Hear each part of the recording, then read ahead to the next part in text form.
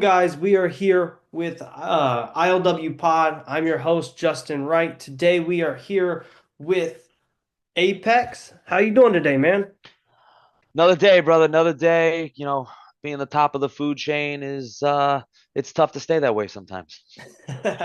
I hear you. Um, we'll just go ahead and dive into some questions. That's We'll good. start off pretty basic, pretty simple. How'd you find your way into this crazy sport we call professional wrestling? Found it through a friend. And it is a long history on that too. So I always wanted to be a professional wrestler growing up as a kid, mocked in high school and junior high and everything. Because when everyone else was picking their careers, I legitimately said I wanted to be a professional wrestler. I was not budging on that at all. So fast forward through wrestling in high school, getting out of that, I fell into MMA, and I wound up being one of the top guys in my weight class for about last some big chunk last 15 years. I was inactive for a little bit, but I had somebody hit me up. Actually, Billy Wack hit me up probably about 13 years ago and said, "I'm starting to school you in." And I was like, nah, I got to keep going with this MMA thing. It's going well for me right now. Fast forward to a bunch of other stuff in the middle. 2022, I own a nutrition shop, and the gym owner is Koalaksamana next to me. And he knew how much I love wrestling. He's like, dude, why don't you do this with me? And I told him, let me get this comeback fight in first to show everybody that I was able to still do this because I had been gone for about 7 years in active competing, just training, but just not competing. And he told me there's a school at Southwest Championship Wrestling over here in Illinois, and that we train twice a week, and come check it out. I was hooked. I did my fight on a Sunday, February 28th in 2023. By Thursday of that week, after I said I was going to take a break and recover, I was already at training ready to go. I couldn't wait. I was just excited to get in there. So SCW then gave me an opportunity to keep going, and I've definitely started making a name for myself there. Other promotions kept keeping an eye on me because how fast I've grown into the sport. I've only been doing this about a year and a half now, and I go to these other promotions, and everyone knows who I am. It's crazy, but it's also really humbling and cool at the same time. I didn't realize how much of an outreach I had just by doing what I'm currently doing right now. So it was awesome. It was very awesome. Nice. Um, so you mentioned wrestling in high school. So I'm assuming you amateur wrestled in high school. I was an amateur wrestler in high school, but not the whole time. My dad was weird. He was a wrestler in high school. Not once did he tell me this sport existed. I stumbled upon it. I Okay. had no idea about it. I saw it and I was like, what is that? Like, that's wrestling. I'm like, what? And I was scared. Like I wasn't athletic. I was overweight freshman year. Didn't look athletic at all, and I was just nervous to get started. I actually didn't even start till sophomore year of high school. I won one match. Surprisingly, I also won some wrestle offs against some of the guys that had some experience at the sport, which was interesting. So I was a natural at it. Junior year, I came out, started out 5-0, and shattered my ankle. So I wound up losing my entire junior season after that. And getting into senior year, I bounced back between, which was crazy because I was at West Aurora High School at the time, was a really good wrestling program. I have not kept up on them since, so I hope it still is. But we were in the DVC with like Glenbard North, Wheaton, Warrenville, all the Naperville schools. They all had good programs, and I wound up bouncing back between JV and varsity. I think I went 12 and 12, and I took third in conference that year. Nice. It only makes me wonder if I had done that even longer, how far I could have probably went in high school in that sport. And I thought about wrestling in college, and I fell in love with jiu-jitsu and just being able to actually punch people in the face. So I figured, hey, maybe we just skip the college wrestling and just do what I need to do and just have fun in the MMA world. So but yeah, amateur is definitely one of my strong suits. It helped a lot of where I became and the direction I went in my career. Definitely can relate to the amateur wrestling. I did it in high school, my freshman, sophomore year. Okay, okay, nice. Tore my labrum and my rotator Dude. cuff completely off the bone. Um, Oh man. Okay, yeah. that's horrible. Also, 100 pounds soaking wet, can't gain weight. Ah, okay. So you were the Can't little gain weight guys for on the team. nothing. Okay, okay, okay. So, if That's what it became after I lost all the weight. Then it became like I just couldn't gain it anymore. you So can't my gain nothing. metabolism kicked in. It was good, good Uh, stuff though, man. But That's you look good. I appreciate it. That's the main reason, like growing up, I've always wanted to be a professional wrestler, but being small and injury prone per se, it's just not a good. I'd rather talk to you guys about it. It's tough because of the injury you sustained. But honestly, man, I've had back issues my entire life and I'm still in there. I'm still doing it. It's you never know, man. Maybe you find a place, give it a shot and check it out. I That's mean, maybe you're a high flyer, maybe you're not. Like we gotta see though. I that's want what to I've see you been in there one hearing. time. That's what everybody's been telling me on the other side of the screen is you might want to try it. Just give it a Um, try. See how it goes, man. See how it goes. maybe I'll take your advice on that. All right, all right. Moving into like out of high school, moving into jujitsu, what was that like? What's that transition like? It's pretty close to wrestling except for the fact of the idea of the submission game that is in there. Like you're just doing things different. Like in wrestling you're taught get off your back, don't be Mhm. on your back. In jiu-jitsu that's the safest place for you outside of standing up. So Yeah. it definitely was a different thing of like not trying to roll back over to my stomach because then you're just in a world of hurt for these guys that know what they're doing. I was very just really good at grappling. As I was a natural in wrestling, I became really good at jujitsu. All the other guys, as I grown back, even when I come back for a long time, the guys have learned new moves, but I just stick to the basics and what actually used to work for me. And it still works, it still gets it, and it's just all those repetitions consistently. But it is an entirely different ball game. There are like phrases and words in that just kind of like if you were not in that club, you're just thinking differently because there's weird stuff to say. Like one of my coaches yelled one time, "rape choke." I'm like, what? And it's just literally just putting your hand on the guy's throat. I was like, oh, Oh, okay, that makes sense. that's a weird name. I don't like that. And I'm like, dude, we're gonna get canceled at this rate. Like, we got to change that. We got to figure that Yeah. out. And so that was like one of the main things. But the cool thing that taught me is I didn't lift a lot of weights. I became stronger from wrestling and from this because you got to think of the in a different way is you're training to move somebody who's training to move somebody to prevent them from moving you while they're preventing you from moving them. It's one of the most complicated thought processes in the world, but that's different strength than moving just weights on a regular basis. Yep. So I did not look, I was skinny. I walked around at 155. I fought and competed at 145 and I just looked small. But it was kind of cool at the same time because I had that hidden strength that nobody saw. So everyone thought I was like this pushover and this. I was a super nice guy, still am, but it's I had hidden strength and abilities that nobody saw coming, and it was fantastic. Is everyone, all the guys were like jacked and ready to fight me, and then I'm this skinny guy across the cage, and I just take over the fight and win it. And it's like, dude, who is that guy? I worked my butt off. My coach said when I walked in he did not expect me to last, and I was definitely the surprise for him of how much effort I put into it, and how I just was not willing to take no for an answer, and I did what I needed to do to win. So it was cool hearing that because I think I asked him one time when he talked to the whole team. I was like, "Was I one of the guys you thought, or was I the surprise?" He goes, "You were the surprise, big time." And I like it was detriment. So I love it. I love proving people wrong. It's like my favorite things to do.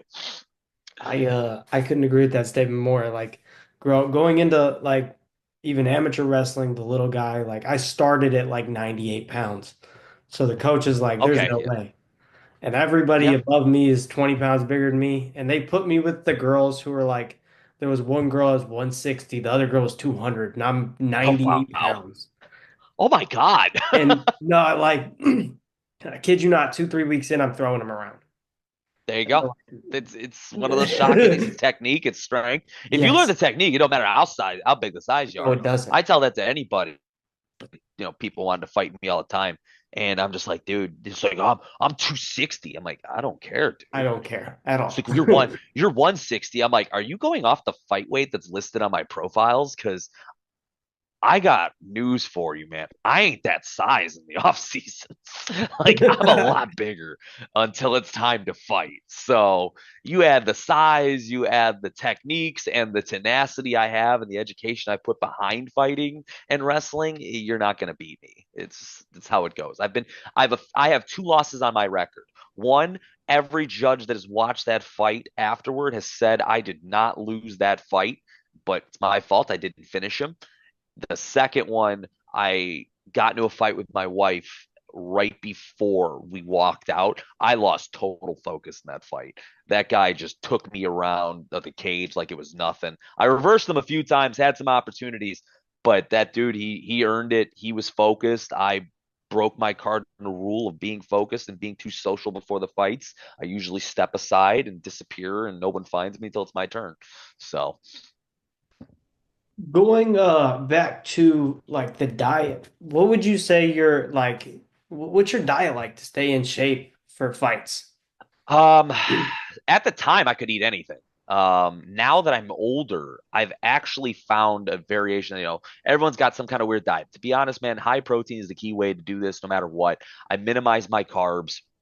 I don't completely eliminate them, but I have done like a carnivore-esque diet and a keto diet, and I mixed them together. And I was able to create something that was really awesome.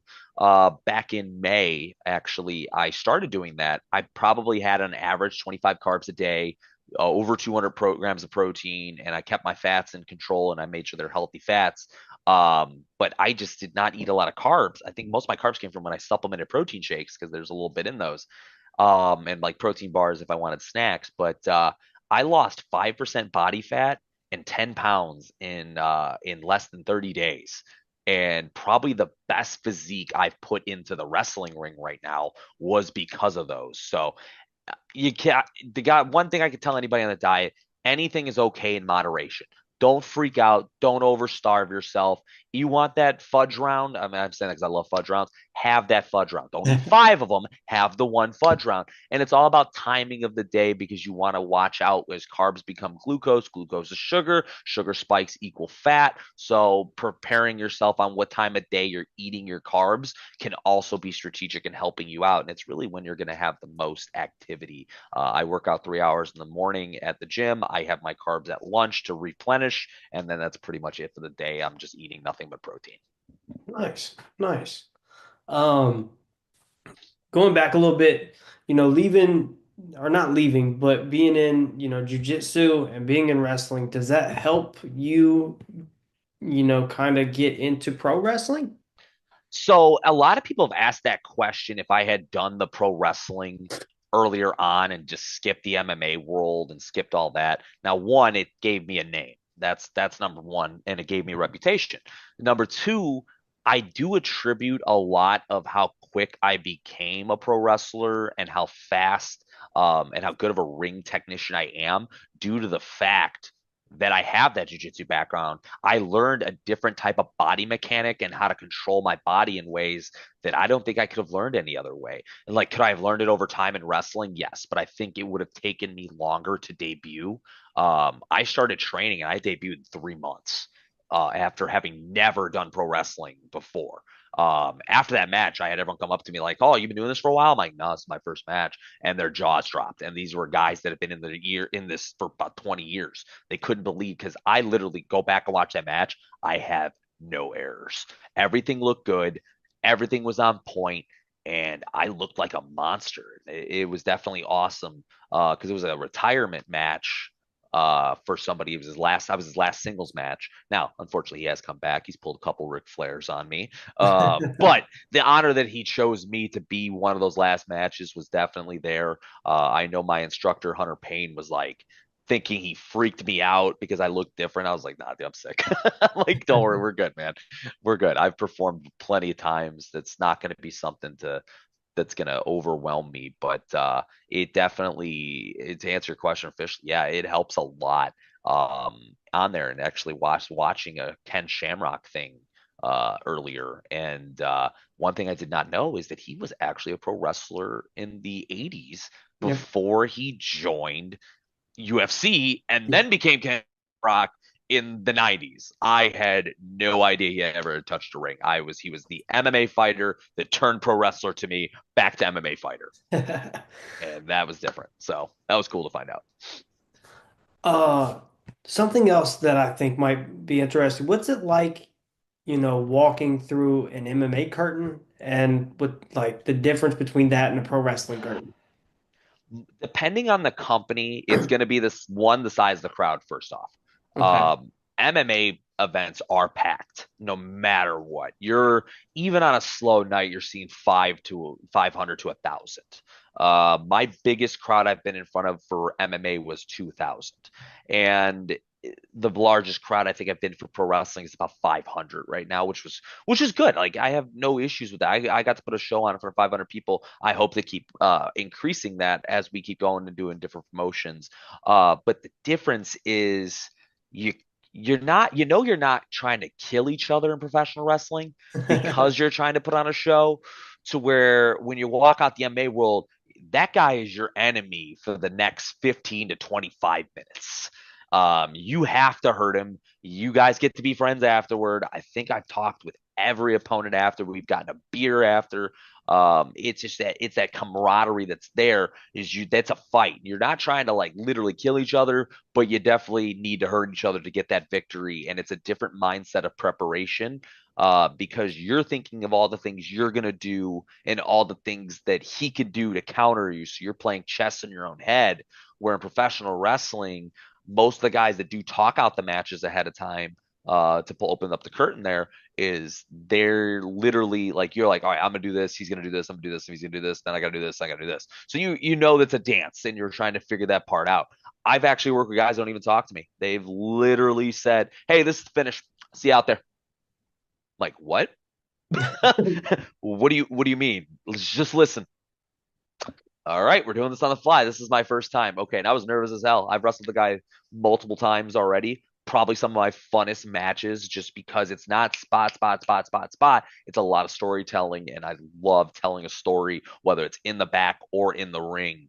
For that, I'm old school when it comes to wrestling. Like I don't mind these high spot moments, but I'm a story guy. It's only interesting if it's a good story. I like that. The last guy I just interviewed, he's a bigger fella, um, but he was telling me how he wants to bring back big guy wrestling as far as like Yeah. big versus little, not these like nothing against guys like Keith Lee. Obviously, we love Keith Yeah. Lee or Dijak, these big high flying guys, but there's something about a big show versus a Rey Mysterio that's intriguing. Yeah. Yeah. I would Um, love to see something like that a little bit. what would you say your style is? Like going into a ring? I'm pure technical wrestler. I am my biggest inspirations are going to be like a Chris Benoit when it comes to the overall technician style. I don't high fly, but I use a lot of the MMA. So you see a lot of like that Brock Lesnar style. Like I love suplexes. I love using my hands, my feet. With the martial arts background I have, I kick a lot. I use my ability to do that. Um, but I'm very particular on grappling. I will chain with you as long as you want. I think I wrestled a guy back in May, and we had said we were going to chain, and people were worried because it was heel heel in that match. I was a heel at the time. I still am technically, but we were doing heel heel. They didn't think it was going to work. Me and him trained together as a center. He was champion at the time. They wanted to give me a shot, and we watched that tape back, and it's one of the first matches that I didn't get a lot of feedback back from our instructors. Like he's like, you guys did fantastic here. We chained for like 2 to 3 minutes out of an 8 minute match. Had no idea we were going that long. I was like, in my head, I was like, dude, I was like, oh, we got through that pretty quick. Go back and watch. I'm like, dude, almost the whole entire match we did is chain. That is That's fantastic. great. And he had not been known for that technical wrestling. And when I listen to the commentators, everyone knows you don't want to get caught in a technical wrestling match with me because I'm able to hit different maneuvers that you might not know. I've been yelled at like that's not how that move is supposed to be done. I'm like, well, I just did it and I did it different. The crowd loved it, and that's kind of where I like to keep it at is being, take one from Bret Hart, the excellence of execution. I love doing that. I'm very particular, making sure it looks perfect and it looks like I'm really trying to injure somebody, whether I am or aren't. And that's what I want. I want the crowd to think like, hey, is this guy for real? Or is he really just playing the part? I actually had a fan, one of our guys, his dad came to the match, walk in the ring, don't never spin to a match, booing me. I'm like, why are you booing me? You don't even know me. You don't know if I'm a good guy or a bad guy. What the hell? So I go to practice with him like 4 days later, and he goes, "Dude, my dad and brother were like, dude, that Apex guy's a real dickhead." And he's like, "No, like, no, he's actually really nice. He got you good though. Like he plays his role the way it's supposed to be played. And Apex is just who it's just my internal thoughts coming to life, which is awesome. So I just get to be that high extended version of myself. So that's kind of where I've been with that, and I like being the technician I am. I'm brawler and technician. I'm cool with that. I don't want to do stuff off the top rope. I think I had my first ladder match 2 weeks ago. If anyone's ever seen me get on the top rope and dive, scariest moment of my life. Scariest moment of it, especially in the ring. So So like, um, shoot, I had a question. Uh, follow up.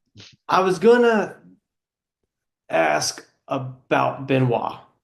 Yeah, If you don't want to answer the question, you don't have to. I know how some people feel about Benoit. no, go ahead. Um, is it, do you think it's fair to be able to take some, because Benoit as a kid, I loved Benoit in the Yeah, ring. he's one of my favorite wrestlers to watch. One of my favorite matches was WrestleMania 20, him, Shawn Michaels, Triple H. Like Oh God, yeah, when he finally took the belt. phenomenal match. Like, Yep. do you think it's possible for people to take what people do inside the ring or even in the business as a whole and separate that from other things outside of the ring? I think they should. There has been tons of tests and done. I just watched that Vince McMahon documentary. I'm sure a lot of people did. Um, I was a little upset at Stone Cold because I understand what his life was, but Benoit literally hit his head every time he was in the ring. He took bad bumps sometimes. He literally was head butting you off the top. So he's always making impact with his head. I fully believe in CTE because I know I have some. I've taken a lot of shots. My fighting style wasn't moving. It was standing in my guard, blocking. So I was still taking impact and fighting back and never backing up. So I think people need to take away what happened after because that's real life. The character, the person that he was in the show could definitely still be idolized because that's not the person that was outside the show. And even still, he was a really good person for a very long time. Unfortunately, his brain rotted. He went through more than most of us do. And because of that, the changes happened, which I'm glad, but it's just I know how to separate those two things. Now you talk to me about Logan Paul. I think he's a great wrestler, but at the same time, I think he's a dick, and I don't like him. It's just how it's going to be. I hate his brother for sure. As a fighter, I really hate Jake. I challenge Jake on a weekly basis to a boxing match. You give me 6 months, I promise I'll embarrass him in a fight.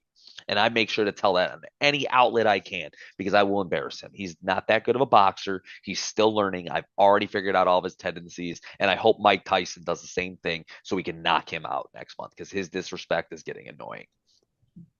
So I've like surrounding Jake, I've heard a lot of people say that they're staged. Do I you agree? 100% think they are. You There's 100%? there's no way some of these guys, and he's only picking MMA fighters with no stand up in experience. He fought one boxer. It was an average boxer. Fury's younger brother is nothing like him. And that dude took him to the limit. And that was not a split decision. I had Fury winning unanimously, but it is what it is on that one. I do think he's staging these fights. The way some of these guys are getting knocked out, there's some guys with some hella chins that I've never seen. Even the guy that he just fought, Mike Perry. I understand he does bare knuckle, but it's a different style. It looks staged the whole time because I know how Perry could hit. I've seen him box. I've seen him bare knuckle boxing and regular boxing ain't that different. Yeah. That's not the same fighter I saw against Jake Paul. So either we're taking things too lightly on this kid, or he's literally just like, you're going to get paid a crap ton of money. You just got to lose. And these guys, most of these guys are overaged MMA fighters, aren't getting paydays anymore. Why not take the payday? Me, I believe in the way of the warrior. I ain't going down. We're fighting. Like, we are I fighting. like I like that. I think it was, don't quote me on this because like I watched them, but I don't pay too much attention. But I think it was like the Woodley fight. I Oh, think where I think he knocked him out, and it the was instant where he just fell down on his yeah face. the Yeah, no. fakest knockout I've ever seen ever. And I Yeah. don't watch a lot of boxing. Since Mayweather stopped, I haven't paid much attention. Okay. I can do you one Um, better. I stopped when Tyson retired officially back in the day. I'm a little young. Like that. I mean, I'm not that old, but I mean, I know. I didn't get to see his prime Tyson. Tyson, I think, won his first championship by the year I was born. I found that as a correlation. There's a lot happened in '89 when I was born, when it came to the fighting game and the fighting world. So maybe this is just destiny for me in the long run to be in some kind of combatives. So, Well, like I think what got me to just watch boxing in general was like Mayweather and the Big Show stuff at like WrestleMania. uh, yeah, that was But like once the that happened, I was like, this might be interesting. so fun story. That was a legit punch. That was a shoot punch. And The ones at the I Big remember, Show? yeah, the one to the Big Show was a Okay. shoot punch. That man did not pull that. He just was like his size, but he knows the technique and how to throw his hips into it. And he didn't knock Show out, but I know he messed up his jaw pretty good from there. So that was definitely a shoot fight. Okay. I didn't know that. That's interesting. Yeah. Um, we'll go back to pro wrestling though. Okay. When did you start? When did you like start your training as far as pro wrestling went? March 2nd, 2023. Okay, That was that so Thursday, whatever was right around there. I started, I said 4 days after finishing my MMA fight. I was going to take a couple weeks off before I couldn't wait any longer. I hopped in right away and I took my first bump probably 2 weeks later, which mostly you got to kind of work into that. And Cole was there and he's like, "Was that your first bump?" I was like, "Yeah." He goes, "That was fantastic." I'm like, "Cool, thanks."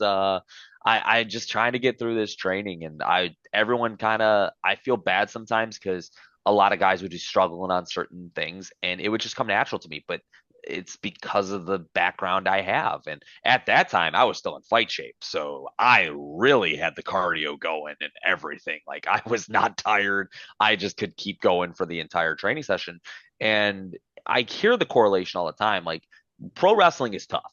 I hear it, I see it. I lived it, and some of these guys like the toughest training I ever did. I'm sorry, it's still not on the level of the training I went through to be ready to fight in MMA. I mean, we're talking 6 days a week. Most people train two. Um, I was training 6 days a week for 3 hours a night. It was nonstop.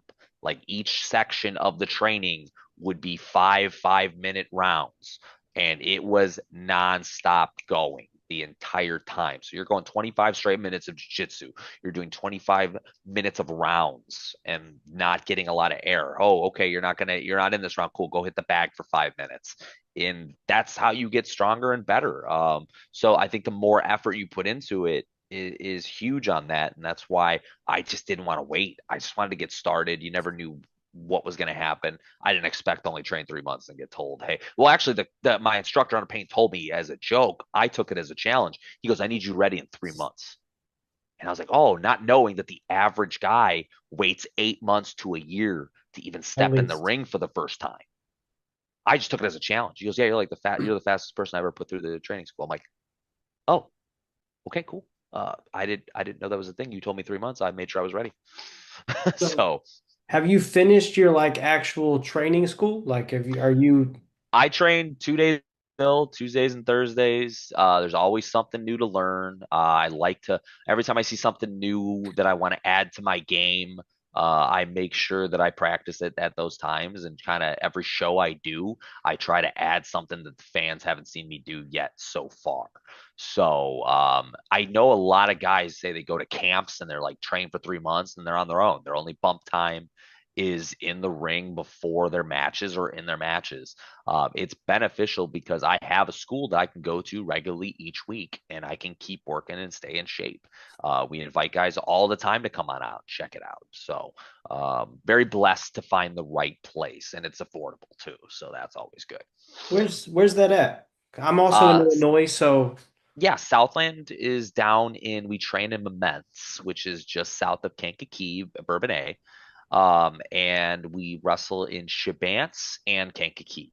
Our next show in Kankakee is actually the 19th at the Majestic Theater in okay. downtown Kankakee. So that'll be a good show there. We actually, there's like 3 levels. It's super nice place to be able to wrestle at. But yeah, the facility, we have a room for 2 rings. Right now we have one. We have workout equipment. We have a full gym set up in there as well. And there's tons of guys working hard to go. I think it's an hour trip down from me and an hour trip back, and we start training at about 7:30, 8 o'clock at night. So Nice, nice. Has there been any like shows that you've been real predominant on, like as far as either that promotion or other promotions? well, SCW, I'm every show. That is my home place. I have started working in May. I started working with Midwest Championship Wrestling, and we've been primarily out of Ottawa. We just wrestled last week in Plano. Now I'm in Ego Pro as of this summer as well, which is Joliet. We play at a baseball stadium. That's most of the time when we wrestle there. Tomorrow night, actually, we're going to be at the Forged in downtown Joliet, which is going to be awesome. We have Kofi Kingston coming out for a special appearance, as well as a bunch of other really top talent in this area. I've talked with AAW, I've talked with ARW. Chicago style wrestling has had me invited me out a few times. I just got to try to make that time frame to be able to get them in there because I definitely want to check them out. They get the premier company around here. Yeah, I'm trying to get with NWA. A lot of companies I have spoken to that are just not ready to bring me in just yet, but I've got those three, and my resume is still growing as we speak. So, gotcha. Is something I think's fun about wrestling is always the characters. Um, yeah. would you like to give us a little character breakdown of who Apex is? So Apex is the top of the food chain. Apex was one of the best MMA fighters in the Midwest, and unfortunately, due to a semi truck accident, which is shoot, a semi truck hit me 9 years ago, and I had to step away from MMA. And when the I stepped away from MMA, Apex discovered pro wrestling, his long lost dream. And now, because he's already dominated the MMA world and can't get back into that now, he found a new home in professional wrestling. And he's currently, right now, on his championship journey, which he's never been called champion. It's the one moniker he's never had. So he's working right now to make that a reality, and he's willing to destroy anybody that gets in his path along the way. Like, where would you say Apex sees himself, like, the next 4 or 5 years? I would hell, man. I think if I keep going the trajectory the Apex is going, I could be in NXT, and that would be a dream come true, especially with my age level, to at least get that call, give it a shot, Okay. and show everybody who it is. I love talking on a mic. I've already got that. I do promos. I run a business. I do videos all the time. But at the rate things are going, even my instructor, he keeps saying, he goes, I have a lot of untapped potential there. And that's still with all that I've done in my first year. So I think we can get the big show call. Maybe AEW. I don't know. I know they pay pretty good. So, with NXT being, we'll call it a destination, is there anybody there that you would like to like currently that you see right now on TV that you'd like to mix it up with? Um, not anyone specifically right now. I'm always the type, I know when I get booked for shows, I get asked all the time, who do you want to work with? And I tell them, who do you want me to work with? That's more the important thing. I can work with just about anybody in the ring. If we're working together and coming up with a good story, I can work with just about anybody. I love the idea that they've partnered with TNA because you have such a more roster achievement there. Trick is a really good guy to wrestle. I think he's got a lot of talent. Ethan Page is pretty good too. So by the time I get there, I most of these guys aren't going to be there. So I would Yeah. love to just kind of see who's the top dog at that time and look to him as I'm the next up because that's how I always feel. I like that. And I know you mentioned age earlier, but it seems like that age, the limit is getting higher and higher because I mean, guys' primes now is in their 40s, early 50s. I see that too. And when I got started, I kept telling everyone I'm old for this. Especially because all the other guys I trade with are like, there's a couple my age, but they're mid 20s and just kind of like, I want to be a professional wrestler. And it's like, it's awesome. I love supporting those guys. But the one person I kept hearing about, DDP, DDP didn't start till 38. Look where he went. I'm like, you're right. I'm like, I That's keep forgetting fair. about that sometimes. So, I mean, don't get me wrong. I don't want to be compared to a legend like that, but it does show anything's possible. A lot of these comebacks happen in these guys' later careers. They have better versions on the second half of their career, especially after all the injuries healed up. But everyone's got a bump count, and I hope that mine is not going too quickly due to the fact that all the punishment I put my body through from the fighting world. So as long as that's still good and we can keep going, you're right. The age of prime in pro wrestling is late 30s, early 40s now, and I'm getting close to that. I missed the MMA prime window, and I don't want to miss the pro wrestling one. So I, with that said, um, for my question again.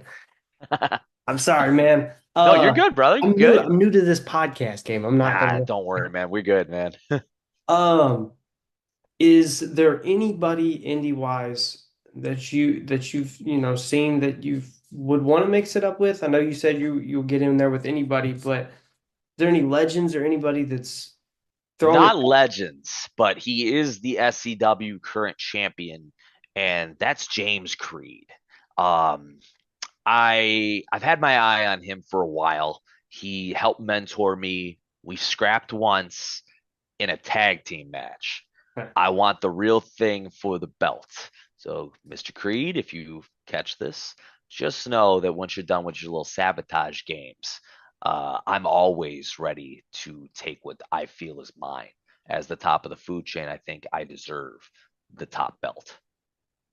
I'm So, like, um, I'm gonna ask just a couple more questions. sure, I man. like to try to get guys' Mount Rushmore of who they would like.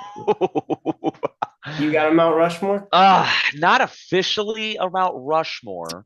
Um, My I last guy, I extended it to six guys because he couldn't. yeah, uh, I mean, I did watch Hogan. I watched Sting. I was a WCW guy, so a lot of these guys are gonna be WCW. But I got Hogan, Sting. Um, this pisses a lot of people off, but this man's aura is what I was more attracted to than anything. But Goldberg was my idol growing up. Like I was infatuated with meeting this guy and being him because I wanted to be him in anything I did. So I wanted to be that destructive, undefeatable force no matter what I did. So he was always big for me and aura. And his willingness to never screw over a kid fan meant everything. To me. And that's I do the same thing now is even when I'm a heel, I have problems being mean to kids. And it's because I want to be that hero to them as much as he was to me. And it's tough, if all adults come by, don't worry, you're gonna get your jaw and I'm gonna show your ear off. Don't worry about that. You don't get the handshakes and the knuckle bumps and stuff like that. No, you get apex as a heel. But yeah, so Hogan, Sting, Goldberg, Austin, Rock are probably some of the big ones. And then I'd say my last one, if you're gonna go to six, would be Taker. I always had an aim at him, and I respected how he did business. And that was big for me. His loyalty was everything. I used to create characters that were a mix between him and Kane. I called it Dark Side back in the day. When I used to play SmackDown versus Raw, I actually used to be the number one player in the world for 3 years in a row. 2007, 8, and 9. I was number one SmackDown versus Raw in the world. And I won every tournament you could, went to fan access, dominated there. And I made a version of Kane slash Undertaker that looked awesome. And he was one of my favorite characters I played with online. So, but yeah, those are probably my biggest inspirations outside of, just looking at how Chris Benoit did things. I wasn't too big on Bret Hart as a kid, more so as an adult, and he just still cries about Goldberg. So he annoys me that he can't get over that. Gets over the Montreal screw job, but can't get over the fact that he ran into the boot after he was told watch the boot. Not my Yeah. fault. Not my problem anymore. I'm just tired of hearing about it. I'm the same way as Bill is with this. But yeah, those are probably my biggest influences and favorite wrestlers to watch. I know the game's in there somewhere. Batista was a fan for a long time. I love what Roman's doing now.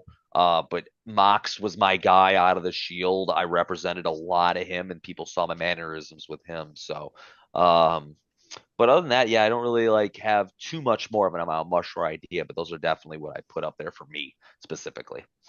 Gotcha. You mentioned SmackDown versus Raw. Oh yeah, Growing up, those were my games. 2007, 100%. I would say, is up there with the likes of No Mercy. I The love that second game. that game came to Xbox 360 and Oh I was able my to play that gosh. online, it just took me to a new level in life. And Yeah. that's all I played for 3 years. Look, the story mode on that game was Yeah. incredible.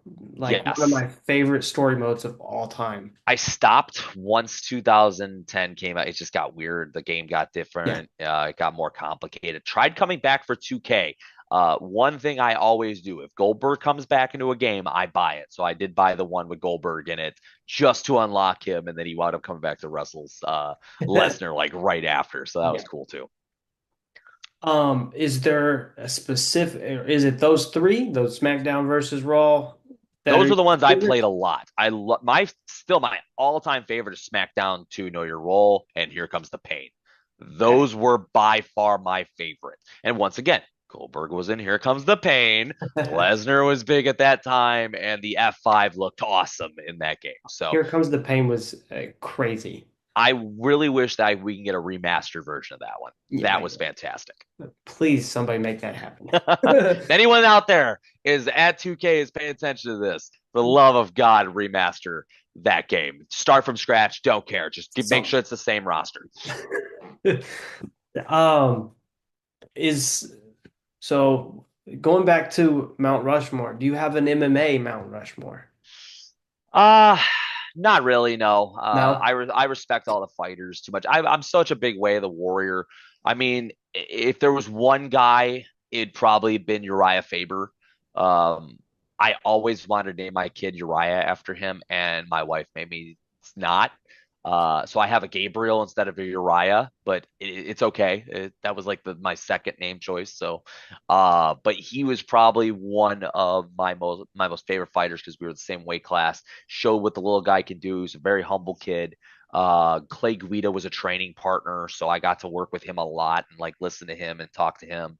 But there's really never been a route Mount Rushmore outside of those two. And then I respect even Daniel Cormier as a champion just because of how he portrayed himself. And he was opposite of John Jones. And I know everyone considers him the GOAT, but I'm sick of that guy. And the chances he's had, I'm done. I can't wait for his retirement fight. Um, I was gonna ask this earlier, and this is one of the questions I blanked on.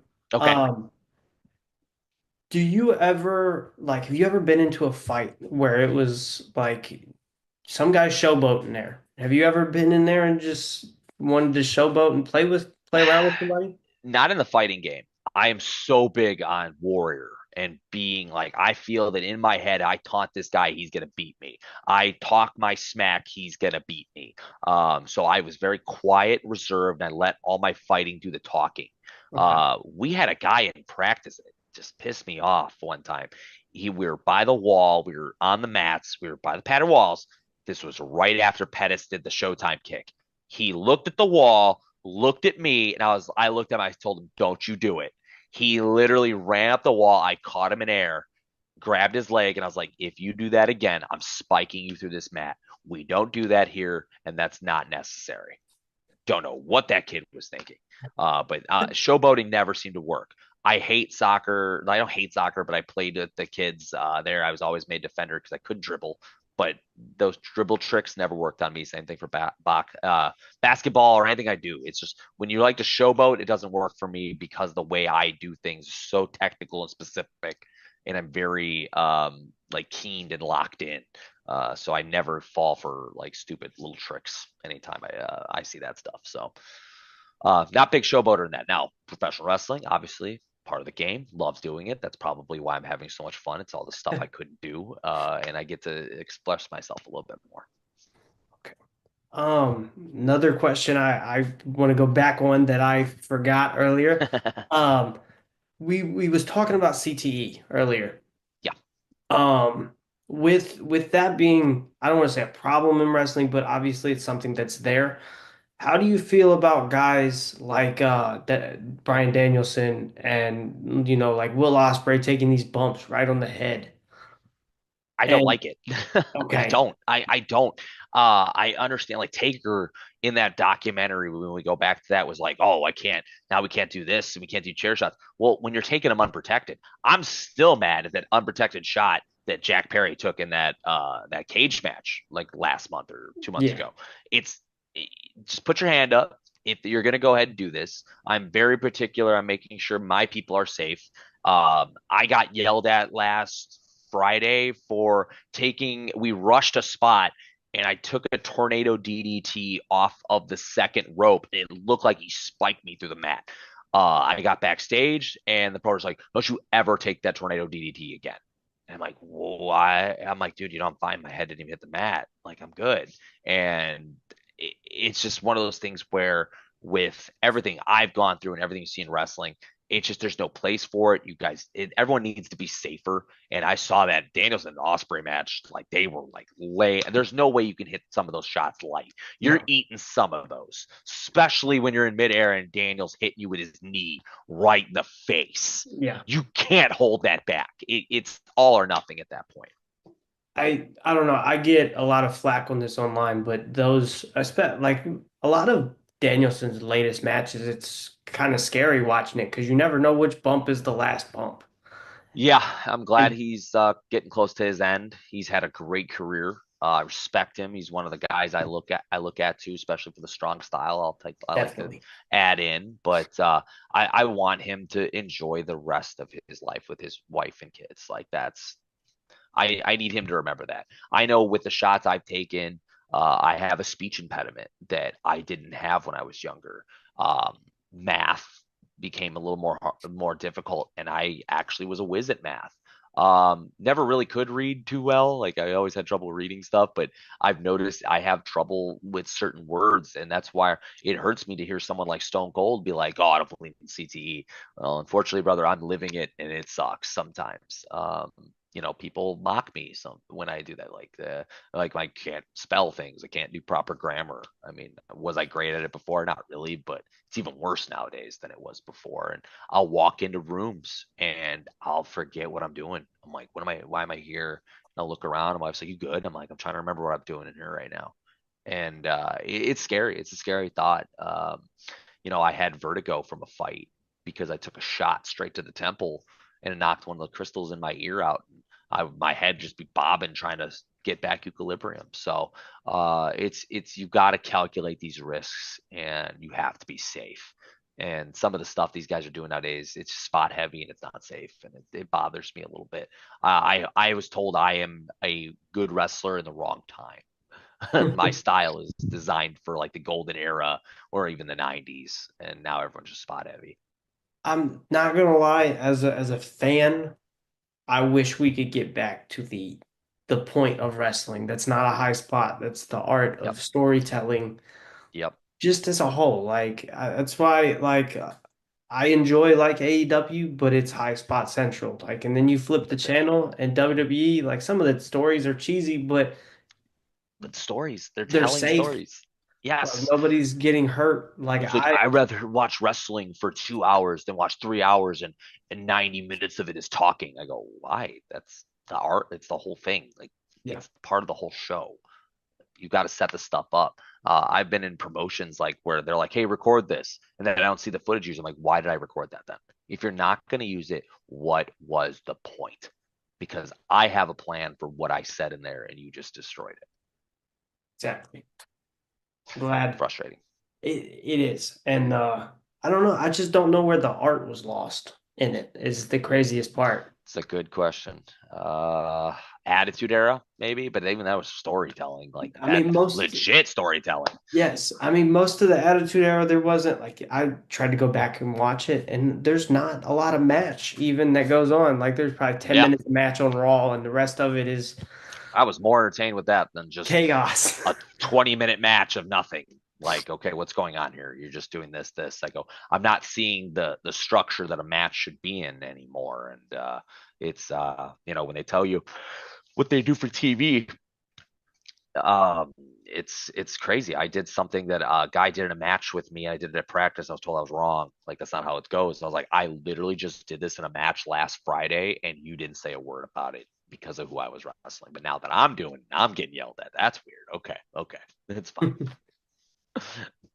Um, Before we go, the big thing I like to ask, like as a final question, is I know you've only been doing it for, wrestling for a short amount of time, but is there any advice you got for guys that are looking to get into it, or even MMA guys looking to?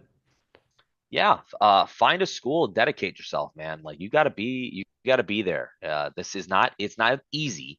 You do need to be there for proper training.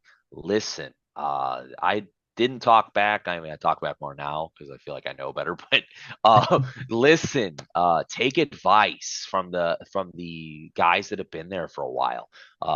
I went up to everybody when I'm in a new locker room. I go up to everybody. I introduce myself, who I am. Most of them might know you. That's fine, but make sure you're making these connections. Take criticism. It's there. I love learning. My favorite night is after a match. We sit down as a team and we'll break down the whole match. I love hearing the feedback.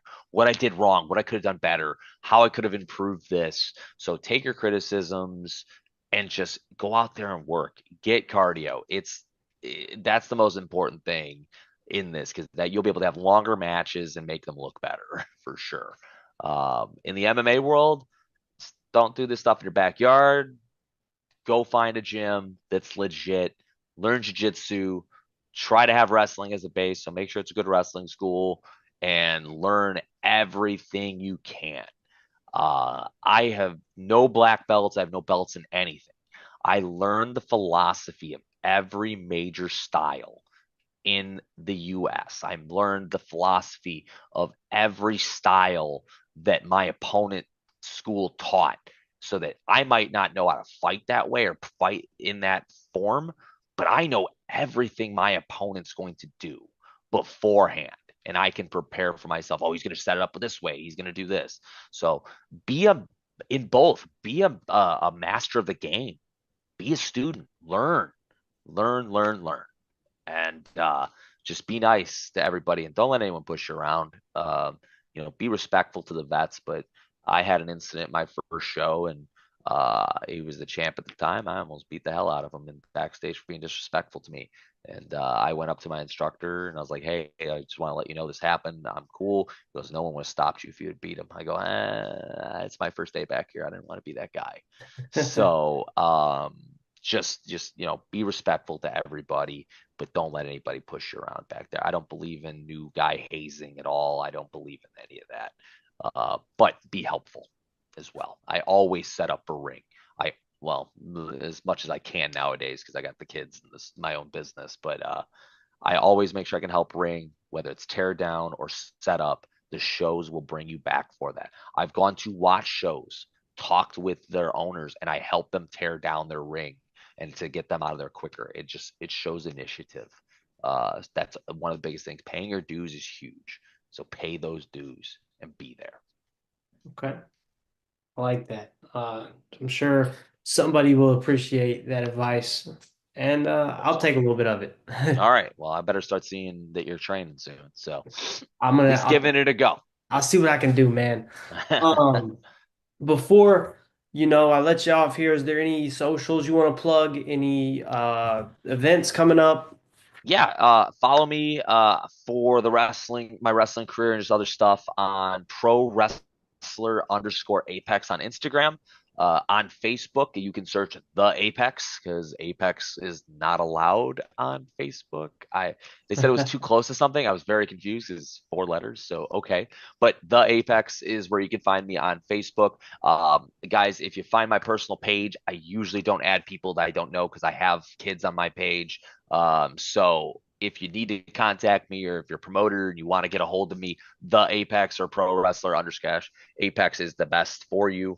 Upcoming shows, as I said, if you're out in the Joliet area, I will be at the Forge in downtown Joliet tomorrow for Ego Pro Wrestling. It's going to be a hell of a good show. So get your butts on out there. Said WWE star Kofi Kingston is going to be there because he's not at Bad Blood tomorrow, which I forgot about actually. But then the 19th, I am at SCW for the Majestic Theater. That's going to be a hell of a good show. A lot of good talent there, and it's my home place, so they always have a place in my heart for them. I usually book around their schedule first because that's home. And I gave them my word even when I ventured out that I'd be doing that. So, and then I'm a busy person this last few months. On the 25th, Friday, I believe, are going to be back at Skydive Chicago for Midwest Championship Wrestling NCW. I will be live and in action that one.